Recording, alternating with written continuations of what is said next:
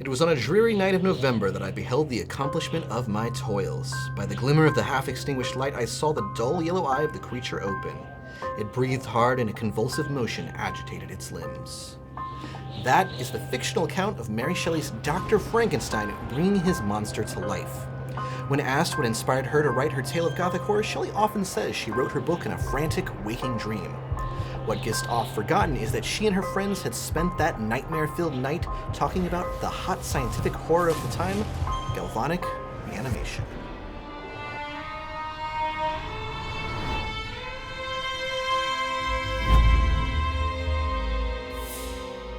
Galvanic reanimation was discovered by Luigi Galvani in the late 1700s.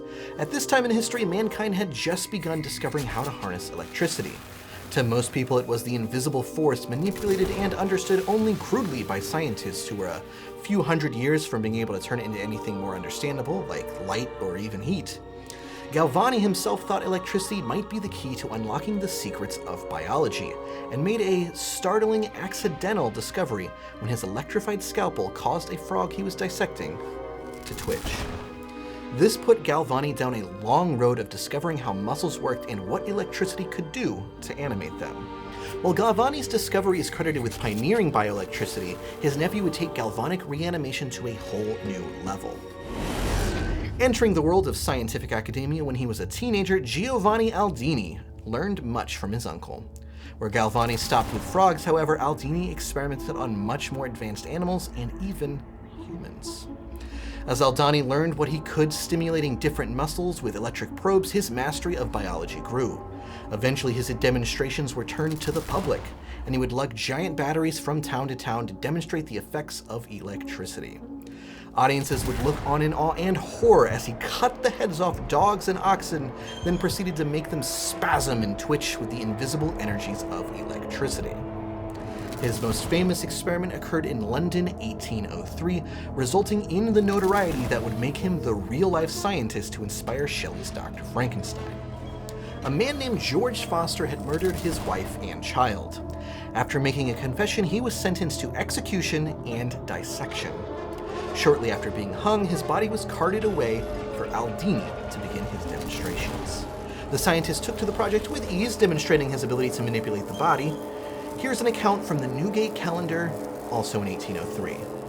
On the first application of the process to the face, the jaws of the deceased criminal began to quiver, and the adjoining muscles were horribly contorted, and one eye was actually opened.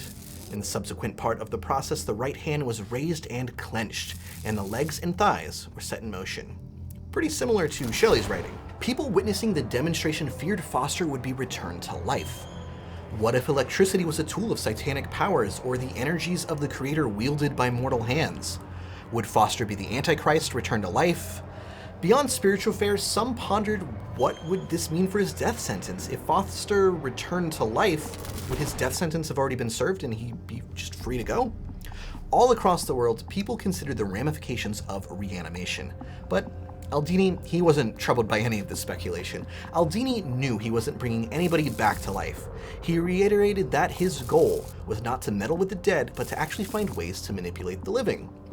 Aldini would go on to work on electrotherapy, his work leading to the modern treatments of muscle spasms, paralysis, and pain electricity is sometimes used for today. And Guillaume Duchenne would later refine this research, and though photos of his studies are horrifying to look at, all he was doing was stimulating different muscles in the face to make his patients smile. Aldini definitely inspired the mad Dr. Frankenstein, but the real man wasn't pursuing the secrets of reviving the dead. Those experiments actually came after Shelley's literary warnings. To find the grisly work inspired by Dr. Frankenstein's madness, we have to fast forward to Soviet Russia in the 1940s.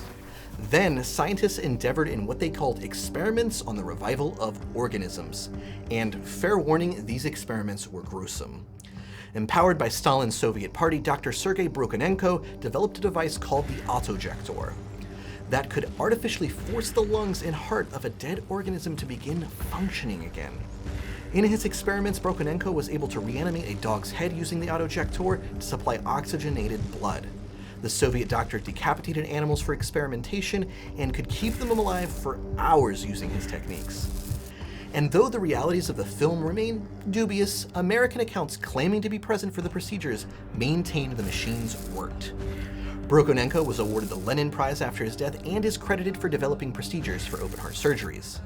As for the autojector, a version meant for humans remains on display at the Bakalov Center of Cardiovascular Surgery in Russia. So, what do you think of these two real-life Dr. Frankensteins? Grisly horror, curious science, or maybe a bit of both?